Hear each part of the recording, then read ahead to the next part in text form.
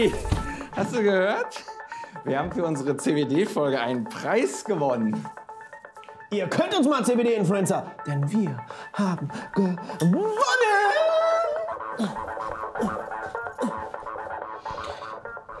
Okay, also, um deine Frage zu beantworten, Jonathan. Nein, eigentlich habe ich noch nicht mal die Folge gehört. Das ist echt eine unserer besten Episoden.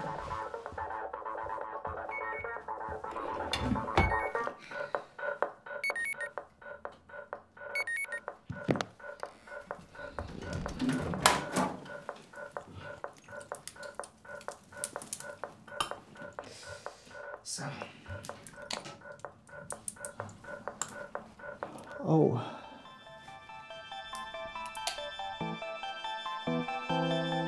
Die Menschen vor unwissenschaftlichem Unfug zu schützen, ist Aufgabe der Quarks Science Corps.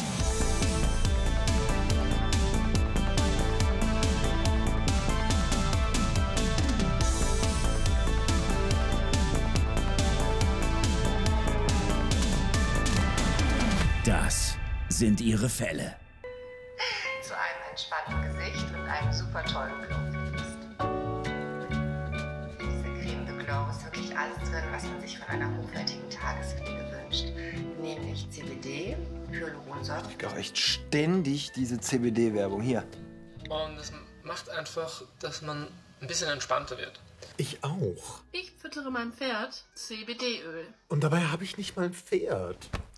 Diese CBD-Werbung ist jetzt echt überall. Also es geht um CBD-Öl, das schon mal vorweg. Das war für mich ein absoluter Gamechanger. Dieses CBD-Öl hat tatsächlich am schnellsten gewirkt. Halbe Stunde, der Schmerz war weg. Also wie ihr seht, es ist wirklich ein wahres Wundermittel, wenn ihr mich fragt. Ach komm, ey. Keine Chance, dass diese ganzen Versprechungen über CBD in irgendeiner Weise zutreffen. Lass uns das untersuchen. Das klingt fast so, als hättet ihr einen neuen Fall. Ich mach mal Kaffee und Tee.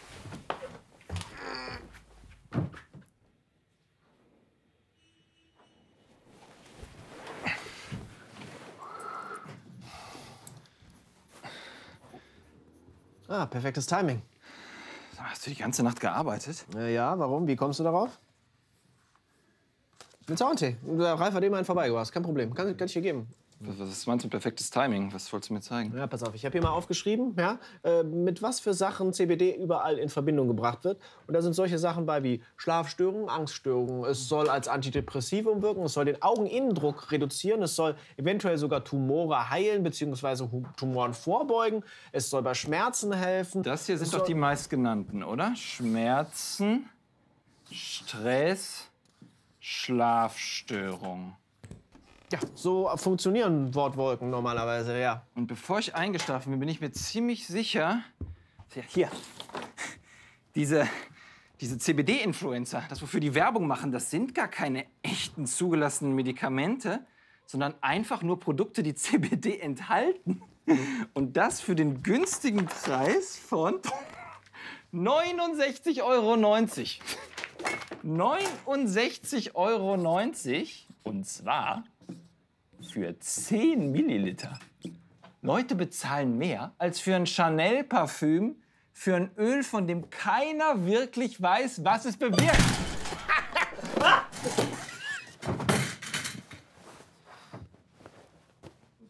Ich glaube, wir sollten beide noch ein bisschen Schlaf nachholen. Ja. Eigentlich ist die Behauptung, dass CBD eine wirksame Substanz ist, sogar wissenschaftlich belegt. Also hast du den Podcast doch gehört? Nee, ich habe meine eigene Recherche gemacht. Oh, du hast eine Präsentation vorbereitet? Setzt euch bitte.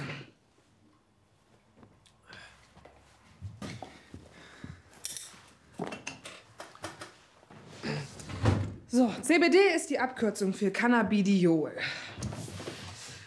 Eine Substanz, die in Cannabis enthalten ist. Im menschlichen Körper gibt es das Endokannabinoid-System, das Teil des zentralen Nervensystems ist. Das Endokannabinoid-System hat 2 Rezeptoren. Cannabinoid-Rezeptor 1 und Cannabinoid-Rezeptor 2. Genau. Das erste sitzt vor allem an Nervenzellen des Gehirns, das zweite an Zellen des Immunsystems und an Zellen, die am Knochenauf- und Abbau beteiligt sind. Das Endokannabinoid-System wurde aber erstmals bei der Wirkung von Cannabis entdeckt und entsprechend benannt. Obwohl es nicht unbedingt etwas mit Cannabis zu tun haben muss. Maximilian? Ja. Kann ich bitte in Ruhe mit meiner Präsentation fortfahren? Ja, Mann. Hör auf zu interrupten. Hat mir meine Frau neulich beigebracht. Unglaublich. Mach weiter, Chefin. Danke. Ja, Max hat aber recht. Verschiedene Substanzen können auf diese Rezeptoren andocken und unterschiedliche Wirkungen hervorrufen. Das Endokannabinoid-System ist an vielen Prozessen im Körper beteiligt. Es spielt eine Rolle bei dem Gedächtnis, bei der Entwicklung des Hirns, bei der Unterdrückung von Schmerzen, Herz-Kreislauf-Prozessen, Immunreaktionen und der Kontrolle der Motorik. Das bedeutet, dass eine Substanz, die auf diese Rezeptoren reagieren kann, potenziell eine Wirkung auf eine Vielzahl von Krankheiten haben könnte. Und CBD könnte das machen. Hammer Präsentation, Chefin. Hammer. Ich hätte vielleicht den einen oder anderen kleinen Vorschlag zur Verbesserung, aber das sind Kleinigkeiten. Wir können hier wirklich, das können wir mal in Ruhe durchgehen. Und dann, was? Nur weil CBD wirken könnte, heißt es ja nicht, dass es auch wirkt. So. Was ist mit Charlotte Figgy? Hm?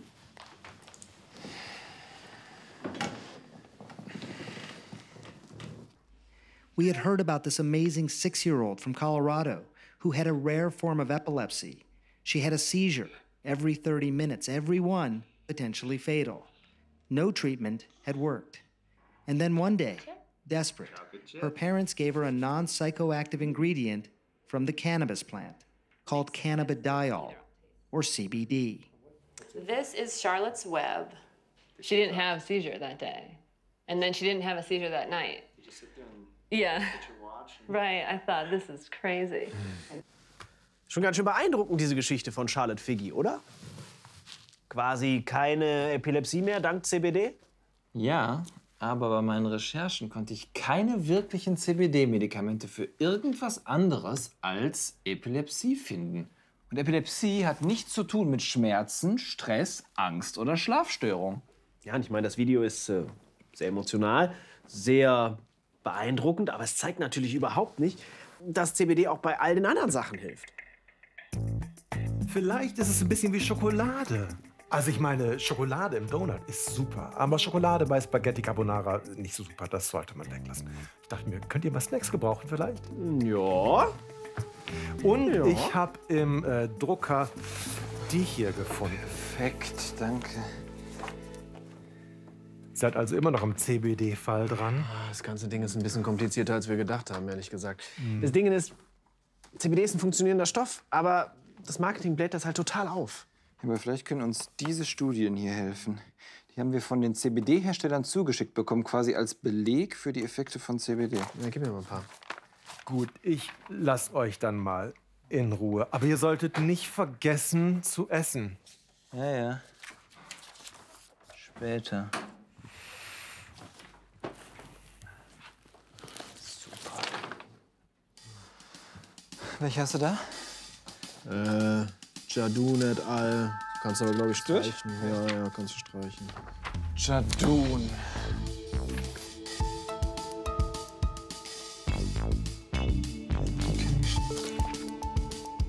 Mach mal den Mund auf.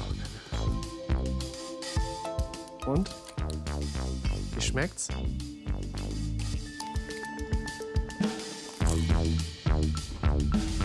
Das kann ich streichen. Witz. Das war fertig? Ja, fertig. Schön. Ja, kannst du durchstreichen. Aber schon. Das hier, das ist noch nicht mal eine richtige Studie. Das ist eine Semesterarbeit, ja? Die wurde nirgendwo veröffentlicht, die wurde nicht geprüft. Es gibt hier drin keinerlei Informationen darüber, ob das irgendwie randomisiert war oder ob das doppelverblindet war, geschweige denn, ob die Ergebnisse in irgendeiner Form statistisch signifikant waren. Das heißt, das hier ist richtiger Müll. Und wohin gehört richtiger Müll? Richtig, in den Müll. Oder hier, Shannon 2019. Ergebnis? Anxiety Scores decreased, also die Angstwerte gingen während der Studie schnell und nachhaltig zurück. Klingt gut. Genau. Die bekamen 25 Milligramm CBD pro Tag. Problem? Es war eine Open-Label-Studie. Das heißt, die Leute wussten, dass sie CBD bekommen haben und sie wussten sehr wahrscheinlich auch, dass CBD gegen Angst helfen soll. Also die Studie musst du auch komplett vergessen. Das ist höchstwahrscheinlich einfach Placebo. Nice. Senkt. Aber du denkst, das ist schlecht? Pass auf, ich zeig dir was Schlechtes. Hier ist von 2020, ja, über die Wirkung von CBD auf Muskelkater. Höchst interessant. Die Schlussfolgerung lautete, wenn man CBD-Öl direkt nach dem Training einnimmt, ja, dann senkt das signifikant die Wirkung oder die Auswirkung des Muskelkaters.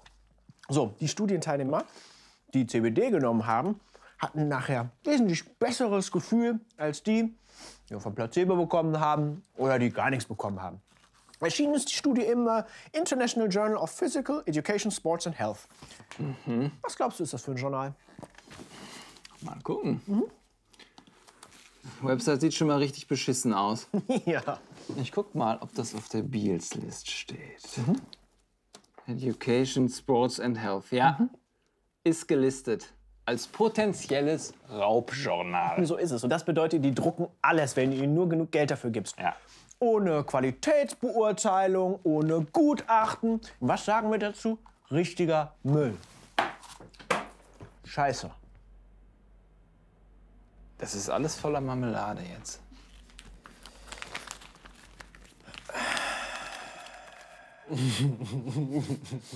Diese Studien haben uns die Hersteller selbst geschickt. Studien, die nichts beweisen. Kannst du das glauben?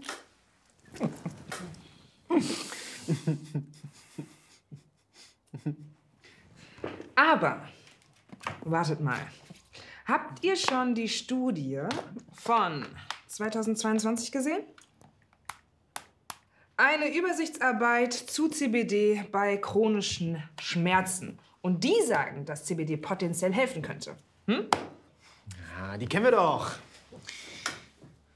Die Betonung liegt auf könnte. Also mal abgesehen davon, dass die Studie methodisch eher schwach ist, schreiben die Forscher am Ende sogar selber, dass die Evidenz nicht ausreichen würde, um eine Empfehlung für CBD auszusprechen.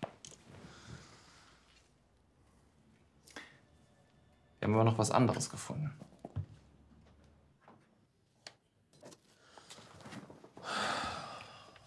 Ich habe keine Lust mehr, Jonathan. Das ist eh alles Schwachsinn. Ja, Moment, Max.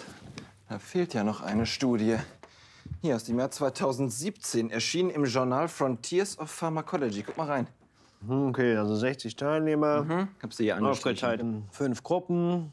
Mussten einen Vortrag halten als Stresstest. Das Thema des Vortrags war ihnen vorher unbekannt. Genau. Und diese 5 Gruppen, bevor die den Test gemacht haben, haben die unterschiedliche Substanzen bekommen.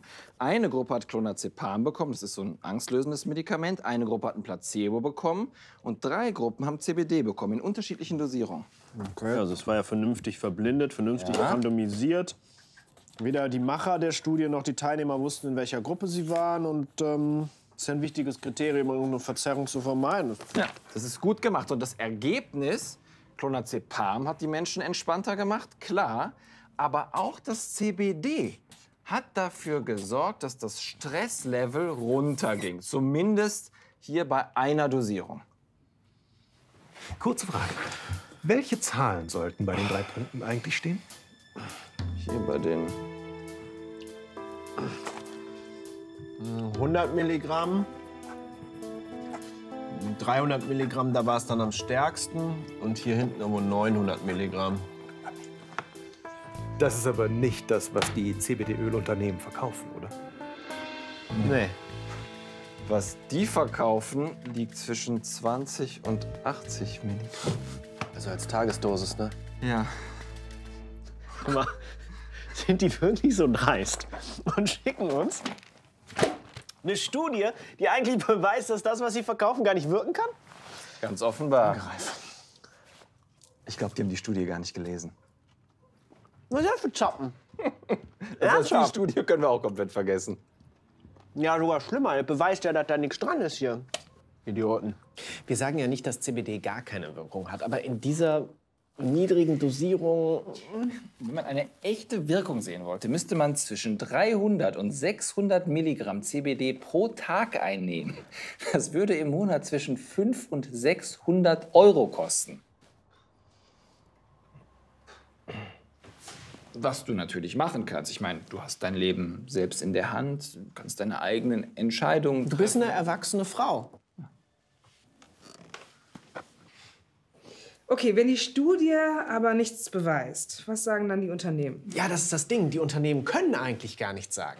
Seit 2019 fallen CBD-Produkte in die Novel Food-Kategorie der EU. Das sind Produkte, die vor 1997 noch kein Teil des europäischen Lebensmittelmarktes waren. Die Hersteller müssen erst eine Sicherheitsprüfung machen, um ihr Produkt für den Verzehr zuzulassen. Das hat aber bisher noch kein einziger Hersteller geschafft. So, und deshalb sind die Influencer auch so wichtig. Ja, denn die Unternehmen selbst, die dürfen für die angebliche Wirkung ihrer Produkte gar nicht werben. Die dürfen noch nicht mal sagen, dass du die einnehmen sollst. Und dafür bezahlen sie dann die Influencer. Okay, aber Sie sprechen ja nur über Ihre eigenen Erfahrungen mit CBD und nicht für eine Firma oder Unternehmen. Also im Grunde können Sie sagen, was Sie wollen. Genau. Natürlich gibt es Regelungen, die besagen, dass man Werbung in Social Media kennzeichnen muss. Aber das ist kein sehr reguliertes Gebiet. Ja, und außerdem arbeiten sie mit Mikroinfluencern zusammen. Ja, das sind jetzt keine, die 1 Million Follower haben, sondern vielleicht 10.000. Dafür sind die Follower aber besonders emotional dabei bei der Sache, ja?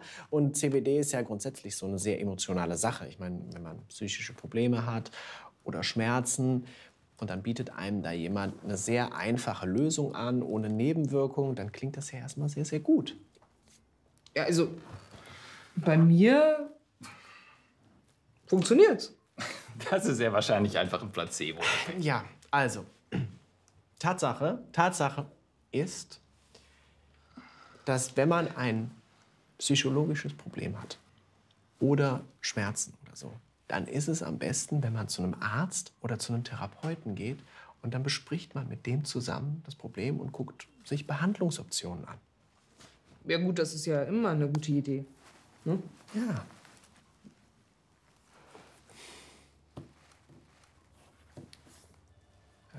Können wir jetzt? Ach, zur Party? Ja, natürlich.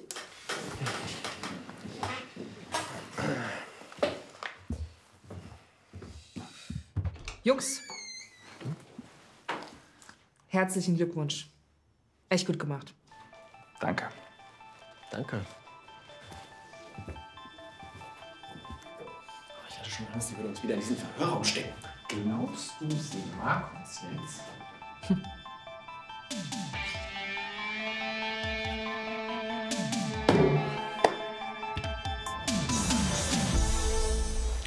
War das gerade wirklich ein leichtes Lächeln bei der sonst so kritischen Chefin?